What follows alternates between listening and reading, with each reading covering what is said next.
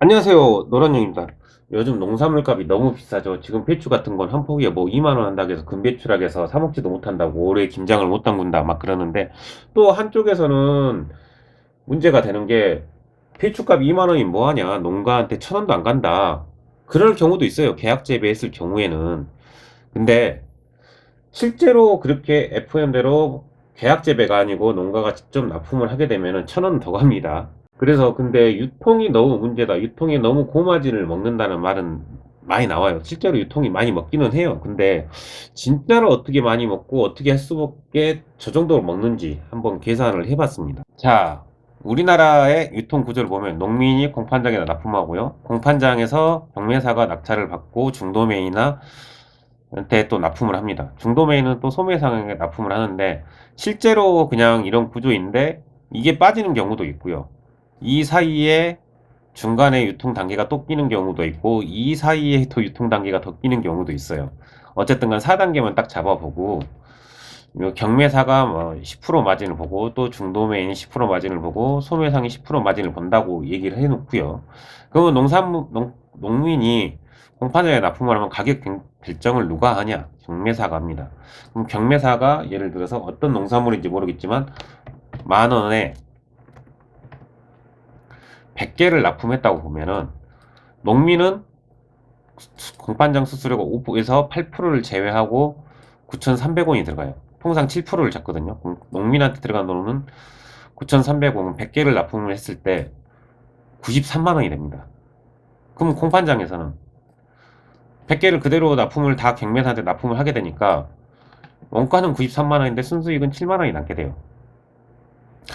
이게 지금 이 부분이 지금 요즘 최근 또 문제가 되는데, 아무튼 그렇게 돼요. 그럼 경매사는 만 원에 낙찰 받아서 11,000원에 팔겠죠. 수수료를 하고. 그럼 이대로 다 판다면은 원가는 100만 원인데 순수익은 10만 원이 더 남는다. 그럼 총 110만 원이 되겠죠.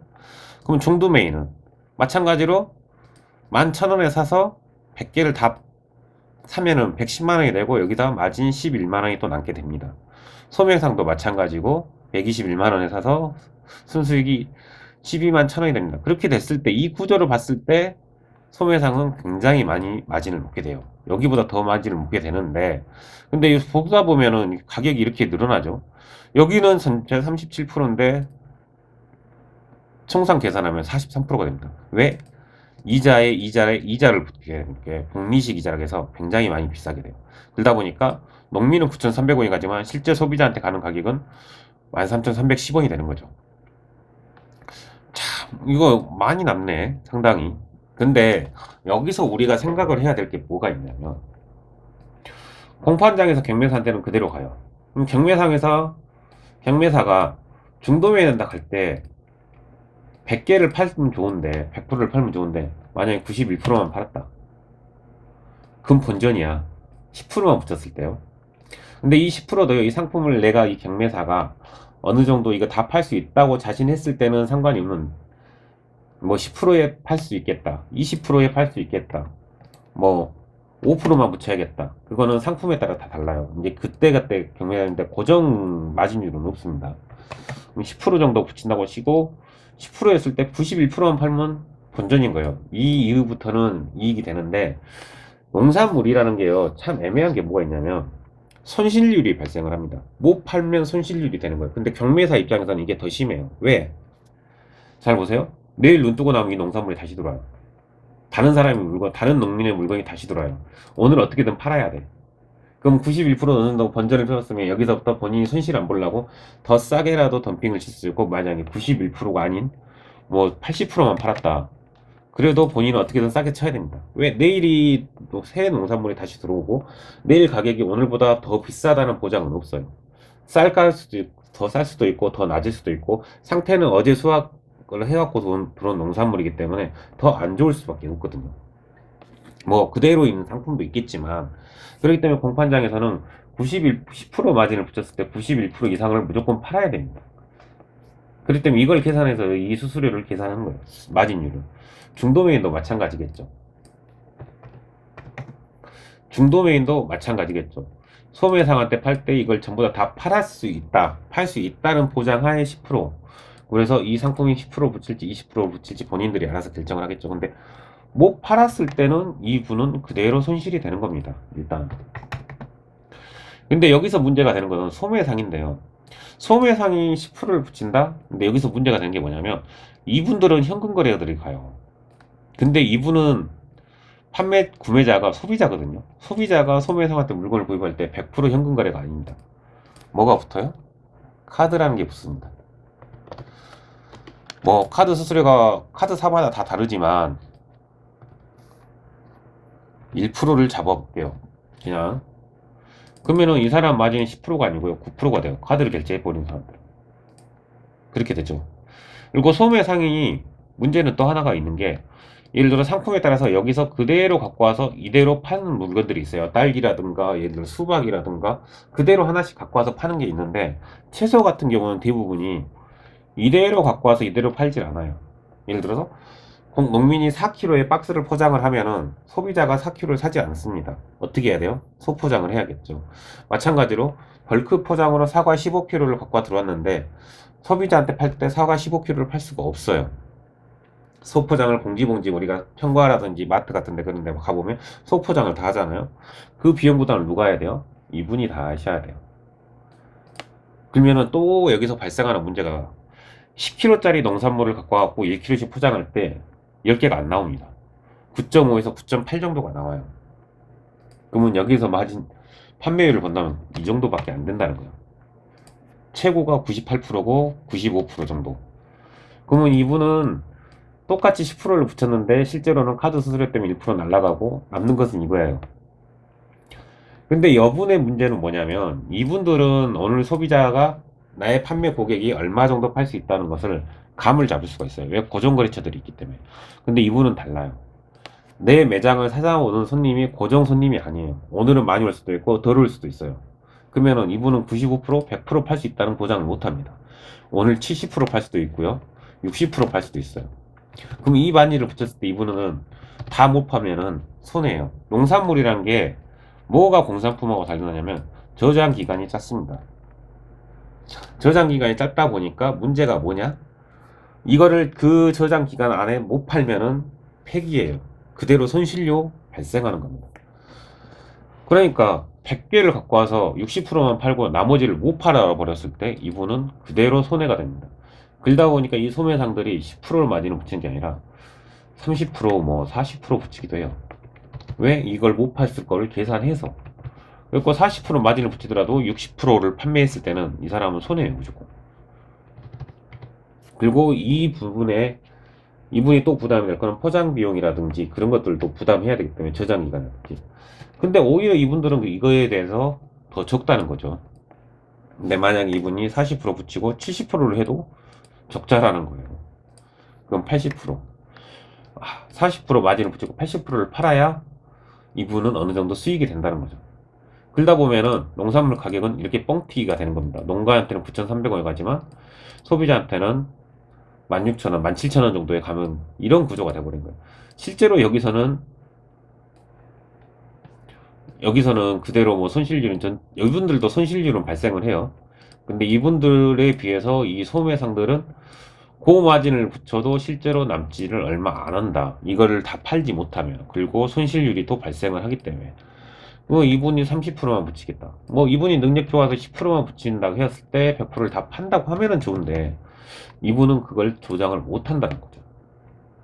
그리고 카드 수수료라든지 뭐 포장비라든지 하면은 이수분은 10%를 붙였을 때 실제로 남는 건 70% 정도 되고 물건의 물량은 98% 정도밖에 안 되니까 똑같은 10% 적용했을 때 이 금액밖에 안 남는다는 거예요.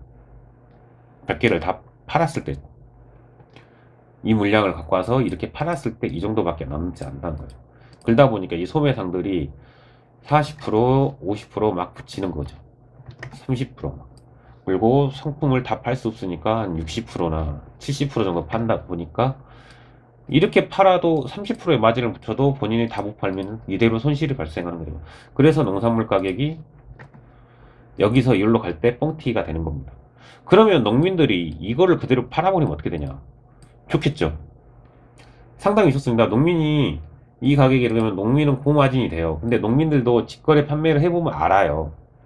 직거래 본인이 매장을 운영하면서 직거래 판매하시는 분들 있고 쇼핑몰을 운영하면서 직접 판매하시는 분들도 많은데 이분들도 하다가 이렇게 공판장에 넘겨요. 그리고 로카프도 납품하기도 하는데 공판장에 넘겨요. 왜 그러냐? 이분들도 재고 이 부담률이 문제가 되거든. 공판장에다가 그대로 팔아버리면 재고 부담률을 안 걷게 되는 거야. 근데 공판장에다 다 팔고 본인이 팔았을 때 70%만 팔았을 때 어떻게 되느냐? 이분들은 똑같은 금액에 70%만 팔았을 때 나머지의 30%는 본인이 손해가 보인다고 잘못 계산하면은 70%가 아니라 한 50% 팔았다. 그러면은 여기다 납품만 한 것보다 더 못하게 돼버리는 거죠. 그러다 보니까 이거를 넘길 수밖에 없는 시스템이 되는 거예요. 대농일수록 이 시스템이 발생할 수밖에 없는 거예요. 그리고 또 농가들이 또 그러면은 농가들이 직접 이 가격 정도나 이 가격 정도에 팔아버리면 어떻게 되느냐. 그러면 더 황당한 일이 발생합니다. 농민들이 이르 가격에 팔아버리잖아요. 이르 가격에 팔지도 않지만 만약에 이 가격에 농민들이 팔게 된다면 이런 사람들이 이런 농민들이 많이 늘어나면 소비자가가 이걸로 기준이 돼버립니다. 그러면 이 사람들도 살아남아야 되기 때문에 이 가격이 이 가격이 이거 기준을 잡고 경매를 때리게 되니까 얼마가 돼버리냐면 농민들이 이 가격에 소매로 팔아버리게 되면 나중에 공판장 가격은 이렇게 나와버려요. 이 정도로. 그럼 결론은 죽는 건 공판장에다 납품하는 농민들만 죽게 돼버려요. 참 이게 악순환인데 이거를 없애버리자니 어쩔 수 없고 농민만 죽어요. 이리 가도 저리 가도. 근데 실제로 유통업자들도 보면은 그닥 많이 남지는 않은 것 같아. 뭐 이분들이 한 5%씩만 남겨 먹으면 좋겠는데 근데 이게 이분이 5% 남겨 먹는다 해서 이게 100% 판단은 보장 하에 5%예요. 100% 판단 하에. 그럼 소매여서도 한 5%만 남겨 먹으면 좋겠는데 이분도 100% 판단은 하에 손실 일도 없다는 하에 이 정도예요.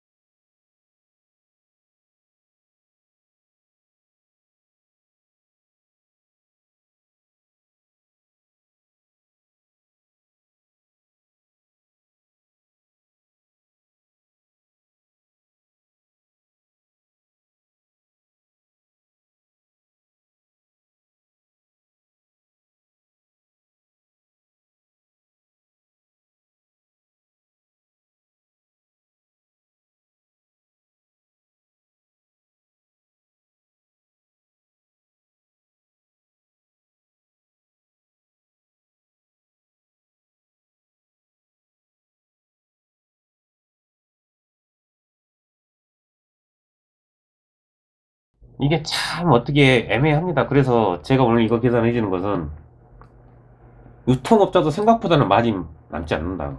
근데 내 생각이 이건 너무 비싸. 솔직히.